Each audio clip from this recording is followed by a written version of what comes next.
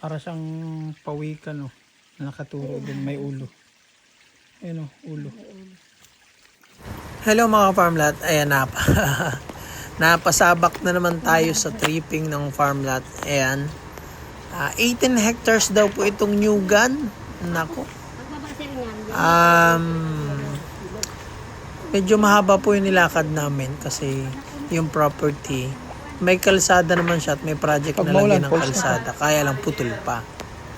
Kaya mahaba yung nilakad. Tapos, meron daw daan sa kabila, mas malapit. Kasi mas nakayod na yun eh. Kaso dito kami napadaan. Ito po ay 18 hectares na new gun na naghahalaga daw po ng 8 milyon. Ayan. Neto daw po yung may-ari. Wala sa ahente, wala sa dokumento. So, para sa akin yung presyo nito ay sapat lang, okay lang kung pasok na po yung sasakyan. Sa ngayon po kasi hindi pa. Siguro pag nakayod na po yung kalsada hanggang property, goods na yung presyo. So para sa akin, namamahalan pa ako. Pero kaso pag nakalsada na to, ang magiging problema naman ito, baka magtaas din yung may-ari ng presyo. Ayan. So ayan mga ka-farmlot, so kayo na pong bahala. Pwede ko naman po kayong i-direct sa may-ari kung talagang interested po kayo dito sa property na to. Ayan, basta 8 million po yan. Wala pa po sa ahente. Neto po ng seller yan.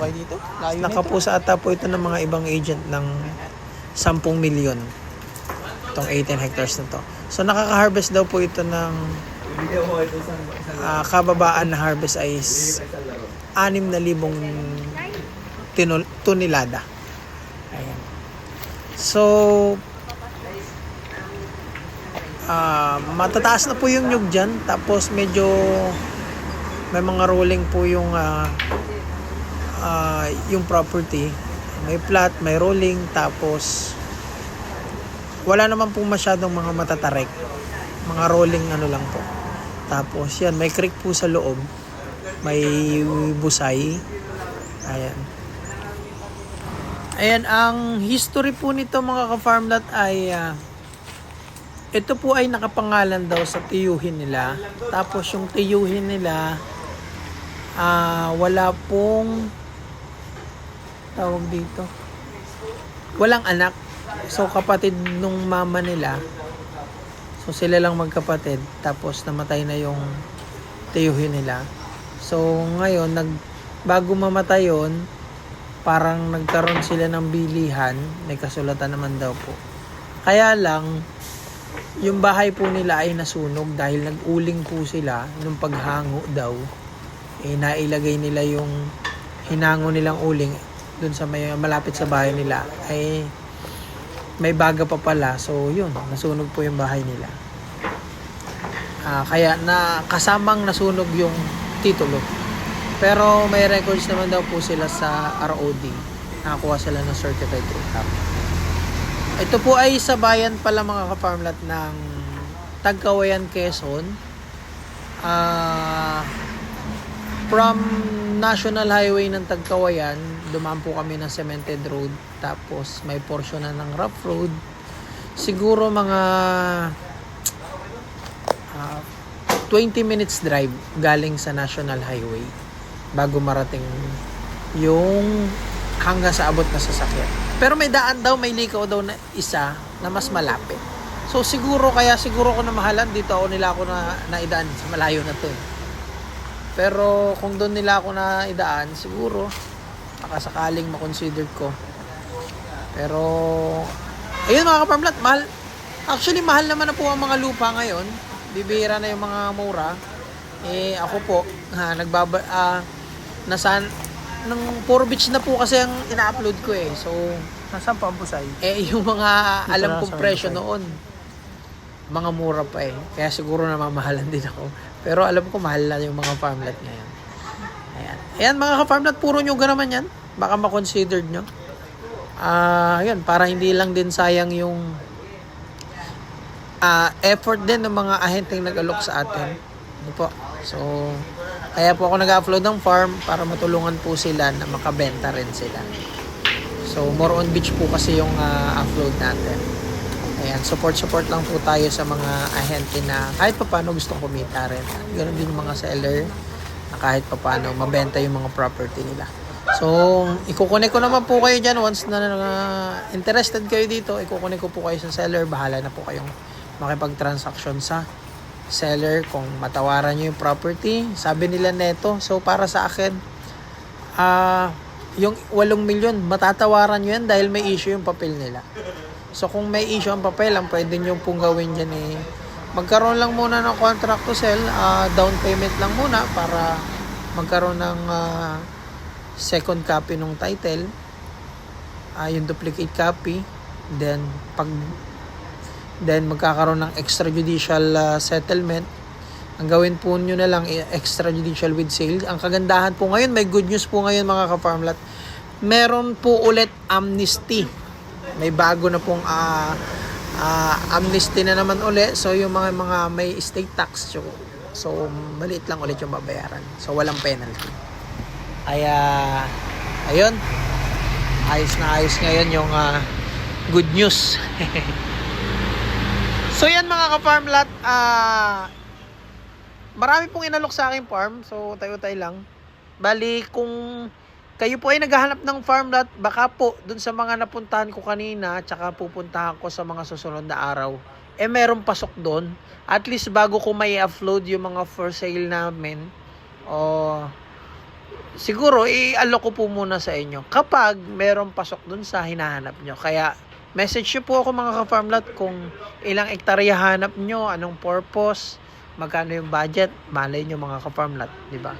Baka mamaya ma-upload ko, manghinayang ka kasi maunahan ka. Ano po? So, kapag beach property naman mga ka-farmlat, so marami po tayo, no? Meron tayo sa San Andres, nako yun yung pinaka best property na so far na maganda yung yung magiging investment nyo doon sa San Andres kasi ang ma-amaze po kayo doon, napakaganda ng kalsada.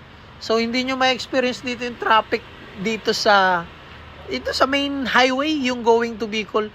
Doon po, pag doon kayo papunta, after nyo ng pagwilaw, ang ganda na po. Bibihira kasi yung nadaan na sasakyan.